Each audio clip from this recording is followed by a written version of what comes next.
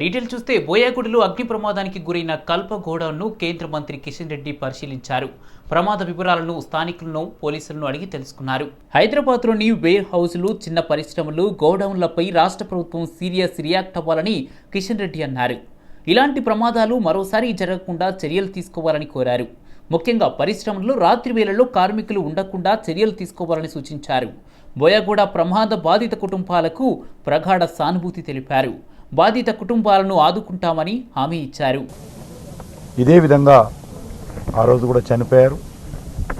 కాబట్టి నేను ప్రభుత్వాన్ని కోరుతా ఉన్నాను, ఈ రకమైనటువంటి వేర్ హౌజులు కానీ, గోడౌన్స్ కానీ, లేక చిన్న చిన్న పరిశ్రమల్లో కానీ ఎక్కడ కూడా రాత్రి సమయం ఈ యొక్క వేర్ హౌజులలో, చిన్న చిన్న పరిశ్రమల్లో ఉండకుండా కట్టుదిట్టమైనటువంటి ఆదేశాలు జారీ చేసి అమలు చేయాల్సిన అవసరం ఉంది. వ్యక్తుల యొక్క కుటుంబ సభ్యులకు ప్రగాఢమైనటువంటి సానుభూతి వ్యక్తం చేస్తూ ఉన్నాం. అదేవిధంగా కేంద్ర ప్రభుత్వం తరఫున ఇప్పటికే చనిపోయినటువంటి కుటుంబాలకు కూడా ప్రధానమంత్రి గారు ఆర్థిక సహాయం అందజేయడం జరిగింది. బీహార్ ప్రభుత్వం కూడా ఆర్థిక సహాయం అందజేయడం జరిగింది. భవిష్యత్తులో నేను బీహార్ ముఖ్యమంత్రితో మాట్లాడి వాళ్ళకు మరింతగా ఆ కుటుంబ సభ్యులు ఏదైనా వాళ్ళకు ఇల్లు కానీ ఇతర సౌకర్యాలు ఇచ్చే విధంగా నేను బీహార్ ముఖ్యమంత్రి నితీష్ కుమార్ గారితో మాట్లాడి వాళ్ళకు సహాయం చేస్తాను. ఆ దిశలో ఆ కుటుంబాలను ఆదుకునేటువంటి ప్రయత్నం కూడా బీహార్ ప్రభుత్వం ఇప్పటికే ఆర్థిక సహాయం ప్రకటించింది. ఎక్కడెక్కడ ఏం చేయాలి, ఏ రకమైనటువంటి చర్యలు తీసుకోవాలి, ఏ రకంగా భవిష్యత్తులో ప్రమాదాలు జరగకుండా కఠినంగా ఉండాలి. యాదాద్రి శ్రీ లక్ష్మీ నరసింహస్వామి ఆలయ ప్రారంభోత్సవం సందర్భంగా సిపి మహేష్ భగవత్ ఐపీఎస్ ఆలయాన్ని సందర్శించారు. అనంతరం భద్రతా ఏర్పాట్లను పరిశీలించారు. ఆలయ ప్రారంభోత్సవ వేడుకలకు పూల్ ప్రూఫ్ ఏర్పాట్లను చేయాలని అధికారులను ఆదేశించారు. పోలీసుల ద్వారా అన్ని రకాల సెక్యూరిటీ ప్రోటోకాల్లు అందజేస్తామని, ఆలయ ప్రాంగణంలో సీసీటీవీలు ఏర్పాటు చేస్తున్నామని హామీ ఇచ్చారు. ఆలయ పరిరక్షణకు ఎస్పీఎఫ్లకు చెందిన ప్రత్యేక బృందాలను నియమిస్తామని సిపి పేర్కొన్నారు. అవాంఛనీయ సంఘటనలు జరగకుండా ఆలయ ప్రాంగణంలో సివిల్ పోలీస్ బృందాల ద్వారా బందోబస్తు ఏర్పాటు చేస్తున్నామని సిపి తెలిపారు. ఈ తనిఖీలో సిపి వెంట DCP K Narayana Reddy, IPS, IT cell inspector Sridhar Reddy उन्नारू। पिछले 5 साल से यहाँ पे रिनोवेशन का काम चल रहा था, वो काम अभी तकरीबन खत्म हो चुका है और कल जो ये इनाग्रेशन यहाँ होने जा रहा है उसमें मुख्यमंत्री साहब के साथ में उनका परिवार, हमारे असेंबली के स्पीकर, काउंसिल के चेयरपर्सन, पूरे कैबिनेट मिनिस्टर, उनके साथ में लोकसभा राज्यसभा के खासदार एमपी और एमएलए, एमएलसी, कॉरपोरेशन चेयरमैन, जिला परिषद चेयरमैन, ये सब लोग यहाँ पे कल आ रहे हैं। यहाँ सुबह 9 बजे से 10 बजे तक का पूर्णाहुति का कार्यक्रम रहेगा। उसके बाद में यहाँ पे प्रोसेशन शुरू होगा। वो टेम्पल के 360 डिग्री 3 प्रदक्षिणा होंगे। तीसरी प्रदक्षिणा में हमारे मुख्यमंत्री साहब भी वहाँ पे ज्वाइन होंगे। उसके बाद महाकुंभ संप्रोक्षण, ये जो कार्यक्रम है वो 11:55 उसका मुहूर्त है। वो खत्म होने के बाद फिर टेम्पल के अंदर जाके वहाँ पे पूजा कार्यक्रम होगा। पूजा के बाद आशीर्वचनम का कार्यक्रम होगा। उसके बाद टेम्पल के बाहर आके यहाँ पे जिन्होंने इस टेम्पल के निर्माण में अपना योगदान दिया है उनका यहाँ पे सम्मान होने जा रहा है। वो सम्मान होने के बाद में यहाँ से यागशाला के प्लेस पे तकरीबन 2000 लोगों के साथ కిషోరి వికాస్ కార్యక్రమంపై అవగాహన కల్పించేందుకు గచ్చిబౌలిలో పరుగు నిర్వహించారు. 21-10 5K రన్ను ప్రముఖులతో కలిసి సేవా భారతి నిర్వాహకులు జెండా ఊపి ప్రారంభించారు. బాలికల సాధికారత కోసం సేవా భారతి ఆధ్వర్యంలో రన్ ఫర్ గర్ల్ చైల్డ్ ఆధ్వర్యంలో జరిగిన ఈ రన్లో 3000 మందికి పైగా పాల్గొన్నారు. గచ్చిబౌలి స్టేడియం నుంచి హెచ్సియు వరకు పరుగు కొనసాగింది. కిషోరి వికాస్ కేంద్రాల ద్వారా బాలికల విద్య, ఆరోగ్యం, నైపుణ్య అభివృద్ధికి కృషి చేస్తున్నామని నిర్వాహకులు తెలిపారు. శ్రీ గణేష్ ఫౌండేషన్ అధినేత శ్రీ గణేష్ మరోసారి గొప్ప మనసును చాటుకున్నారు. కంటోన్మెంట్ యువతను క్రీడారంగంలో ప్రోత్సహించడమే కాకుండా చేయూతనిస్తున్నారు. సికింద్రాబాద్ కంటోన్మెంట్ నియోజకవర్గం పరిధిలోని బోయిన్పల్లికి చెందిన యువతకు క్రికెట్ కిట్ను అందజేశారు. నిత్య జీవితంలో క్రీడలకు ఎంతో ప్రాముఖ్యత ఉందని, ప్రతి ఒక్కరూ తమ నైపుణ్యంతో అన్ని రంగాల్లో కంటోన్మెంట్ పేరును అగ్రగామిగా నిలబెట్టాలని శ్రీ గణేష్ తెలిపారు. కష్టపడే క్రీడాకారులకు తమ ఫౌండేషన్ ఎల్లప్పుడూ మద్దతుగా ఉంటుందని శ్రీ గణేష్ అన్నారు. క్రికెట్ ఆడాలి, ఏదైనా స్పోర్ట్స్ ఆడాలి, ఏదైనా స్పోర్ట్స్ ఆడి మంచిగా ఆడాలి, ఆడి చూపించాలి కోచ్ అన్న మంచిగా ఆడమని. గబ్దుల్లపూర్ పరిధిలో ఓ వ్యక్తి కత్తితో హల్చల్ చేశాడు. సుభాష్ నగర్లో వైన్ షాప్ దగ్గర వ్యక్తి చాకులు పట్టుకొని తిరుగుతుండటంతో జనాలు భయభ్రాంతులకు గురయ్యారు. వెంటనే పోలీసులు సమాచారం అందించారు. అనంతరం స్థానికులు చాకులను స్వాధీనం చేసుకున్నారు. సంఘటన స్థలానికి చేరుకున్న జీడిమెట్ల పోలీసులు కేసు నమోదు చేసుకుని యువకుడిని పోలీస్ స్టేషన్కు తరలించారు.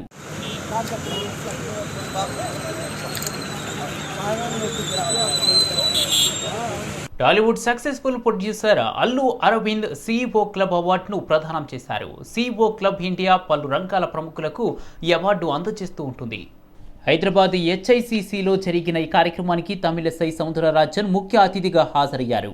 అట్టహాసంగా జరిగిన ఈ వేడుకలో అల్లు అరవింద్ CEO క్లబ్ అవార్డును గవర్నర్ ప్రదానం చేశారు. అల్లు రామలింగయ్య వారసుడిగా అల్లు అరవింద్ ఇండస్ట్రీలోకి వచ్చారు. పలు సినిమాల్లో నటించారు. 1974లో గీతా ఆర్ట్స్ను స్థాపించి నిర్మాత అయ్యారు. ఎన్నో సక్సెస్ఫుల్ సినిమాలను నిర్మించారు.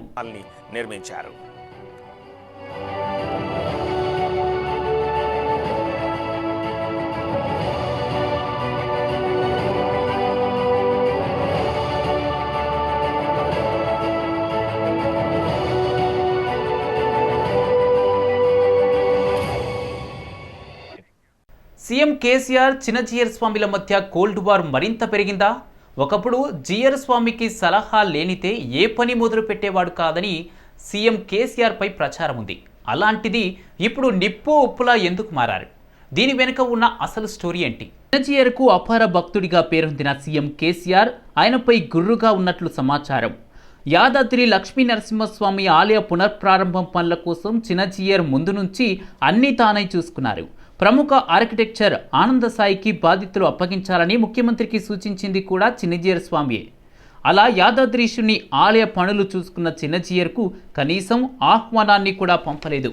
కేసీఆర్ చిన్నజీయర్ మధ్య ఏం జరిగిందో ఎవ్వరికీ తెలియదు. కానీ ఇరువురికి మాటలు సరిగ్గా లేవని మాత్రం సమతామూర్తి విగ్రహావిష్కరణ సమయం కేసీఆర్ చిన్నజీయర్ స్వామి వ్యవహరించిన తీరు ఆజ్యం పోసింది.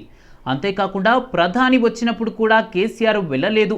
అందుకు కారణం చిన్నజీయర్ అనే ప్రచారం కూడా ఉంది.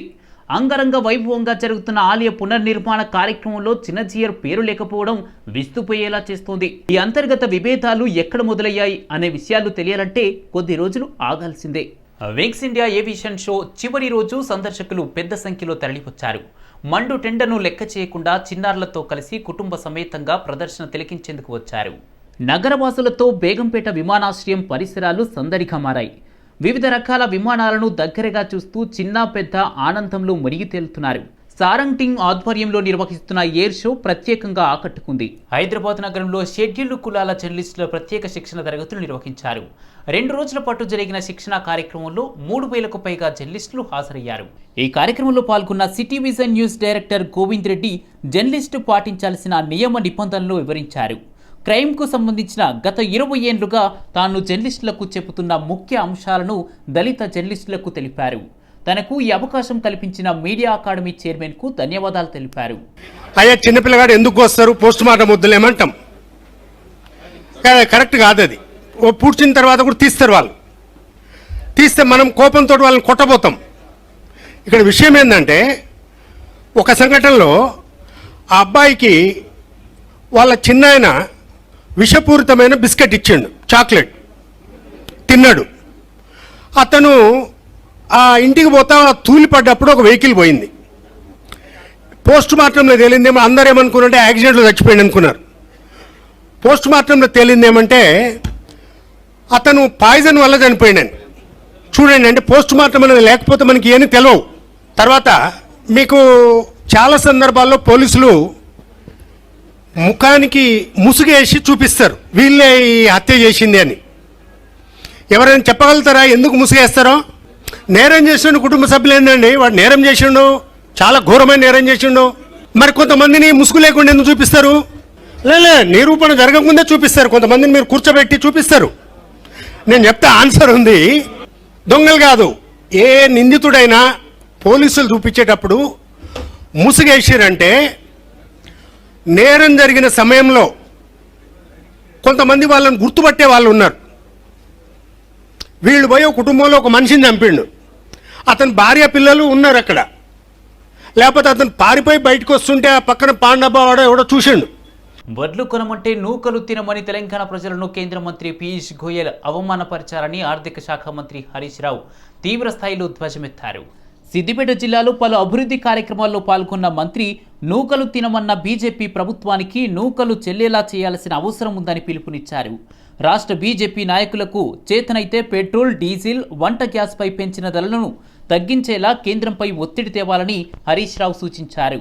నూకలు తినమని మనకు బీజేపీ ప్రభుత్వం, ఢిల్లీలో ఉండే బీజేపీ పార్టీ మన తెలంగాణ యావత్ 3 కోట్ల ప్రజలను అవమానపరిచింది, మన గౌరవం దెబ్బతీసింది. ఇవాళ నూకలు తినమని మన అన్నాడు కదా, మనం అందరం కలిసి ఈ ఢిల్లీలో ఉండే బీజేపీ పార్టీకి నూకలు చెల్లేటట్టు చేయాలి. మనం అందరం కలిసి రేపు రాబోయే రోజుల్లో నీకు, నీ పార్టీకి, నీ గవర్నమెంట్ కు నూకలు చెల్తే జాగ్రత్త అని చెప్పి నేను హెచ్చరిస్తా ఉన్నా. ఒకటే కొంటారు, కొనపోతే కొనాను, మా కేసీఆర్ సార్ చూసుకుంటాడు.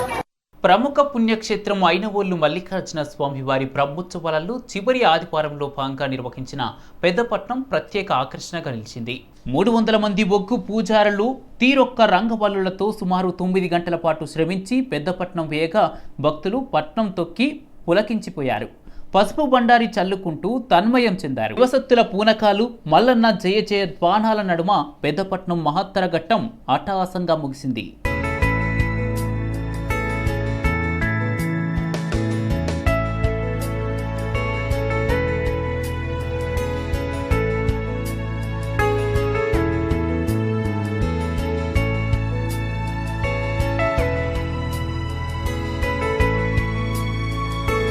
కృష్ణా జిల్లా మచిలీపట్నం నియోజకవర్గం నుండి జిల్లా ఆసుపత్రి లంచం తీసుకోవడంలో ముందుంది. ఓ రోగి జిల్లా ఆసుపత్రిలో చేరినప్పటి నుంచి డిశ్చార్జ్ అయ్యే వరకు వార్డు నుంచి ఆపరేషన్ థియేటర్ వరకు లంచం ఇవ్వనిదే పని జరగని పరిస్థితి ఏర్పడింది. పేదవారికి చికిత్స చేసే లక్ష్యంతో ఏర్పాటు చేసిన ప్రభుత్వ జిల్లా ఆసుపత్రిలో ఉద్యోగులు అడుగడుగున లంచాలు దండుకుంటున్నారు. దీంతో పేద రోగులు తీవ్ర ఇబ్బందులు పడుతున్నారు. సంబంధిత అధికారులు తక్షణమే స్పందించి సమస్యను పరిష్కరించాలని రోగులు, స్థానికులు కోరుతున్నారు.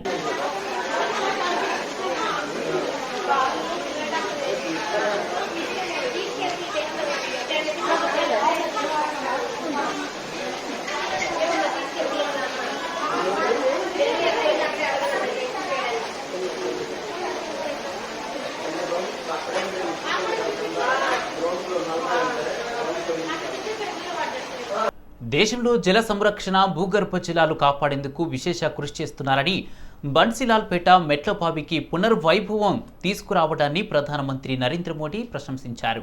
సికింద్రాబాద్ బన్సీలాల్పేటలోని చారిత్రక మెట్లబావికి పునర్వైభవం తీసుకొచ్చారని, కాలక్రమేణా మట్టి, చెత్తతో నిండిన ఆ బావి నేడు అలనాటి వైభవాన్ని చాటుతుందన్నారు. సమాజంలోని వ్యక్తులు స్వచ్ఛందంగా ఇలాంటి కార్యక్రమాలు చేస్తున్నారని, వారి సేవలను ప్రధానమంత్రి కొనియాడారు. और हमारी विरासत का हिस्सा होते हैं। सिकंदराबाद में बंसीलाल पेट कुआं एक ऐसा ही स्टेपवेल है। बरसों की उपेक्षा के कारण ये स्टेपवेल मिट्टी और कचरे से ढंक गया था, लेकिन अब वहां इस स्टेपवेल को पुनर्जीवित करने का अभियान जन भागीदारी से शुरू हुआ है। साथियों, టీఆర్ఎస్ను విమర్శించడంలో ముందుండే మాజీ ఐపీఎస్ ప్రవీణ్ కుమార్ ఈసారి కూడా అదే చేయాలనుకున్నాడు. కానీ అది రివర్స్ అయింది. భుజంపై కూతురు శవంతో 10 కిలోమీటర్లు నడిచాడు ఓ తండ్రి. దీనికి సంబంధించిన పేపర్ కటింగ్ను తీసుకుని ట్విట్టర్ ద్వారా టీఆర్ఎస్ నేతలను విమర్శించారు. వైద్య శాఖ కేటాయించిన కోట్ల రూపాయలు ఎవరి జేబులో ఉన్నాయంటూ ప్రశ్నించారు. ప్రభుత్వంలో ఉండి ప్రజల కష్టాలను తీర్చడం చేతగాకపోతే గద్దె దిగండి. బీఎస్పీ అధికారంలోకి వస్తే గ్రామానికి ఒక అంబులెన్స్ అందుబాటులో పెడతామంటూ ట్వీట్ చేశారు. అయితే ఈ ఘటన ఛత్తీస్గఢ్లో జరిగింది. ఛత్తీస్గఢ్లో జరిగిన ఘటనను తెలంగాణ ప్రభుత్వ అసమర్థత అంటూ అసత్య ప్రచారానికి దిగి అడ్డంగా దొరికిపోయాడు. దీంతో ప్రవీణ్ కుమార్ను సోషల్ మీడియాలో ట్రోలింగ్ చేస్తున్నారు. ట్వీట్ చేసే ముందు మరోసారి వార్తను చదువుకోవాలంటూ నెటిజన్లు కామెంట్లు పెడుతున్నారు. కేరళ రాష్ట్రంలోని కోజికోడ్ బే 4 బీచ్లు ఏర్పాటు చేసిన ఫ్లోటింగ్ బ్రిడ్జ్ పర్యాటకులను విశేషంగా ఆకట్టుకుంటుంది. సముద్రంలో అలలకు తగ్గట్టు బ్రిడ్జి కదులుతుండడంతో పర్యాటకులు ఎంజాయ్ చేస్తున్నారు. ఫోటోలు, సెల్ఫీలు దిగుతూ ఖుషీ అవుతున్నారు. పర్యాటకులను ఆకర్షించడానికి ఫ్లోటింగ్ బ్రిడ్జి ఏర్పాటు చేశామని కేరళ పర్యాటక శాఖ తెలిపింది. సందర్శకుల సేఫ్టీకి అన్ని చర్యలు తీసుకున్నామని అధికారులు చెబుతున్నారు. వేసవి కాలం కావడంతో చాలా మంది పర్యాటకులు ఇక్కడికే వచ్చే అవకాశం ఉందని టూరిజం శాఖ అధికారులు తెలిపారు.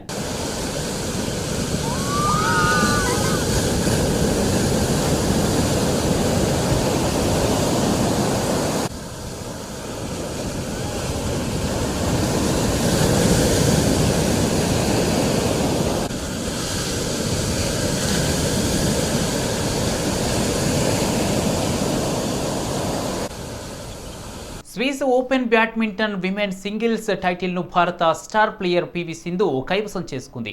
ఆదివారం జరిగిన ఫైనల్స్లో థాయ్ షట్లర్ బుసానాన్తో సింధు తలపడింది. సింధు 21-16, 21-8తో బుసానాన్పై వరుస సెట్లలో విజయం సాధించి టైటిల్ను వశం చేసుకుంది.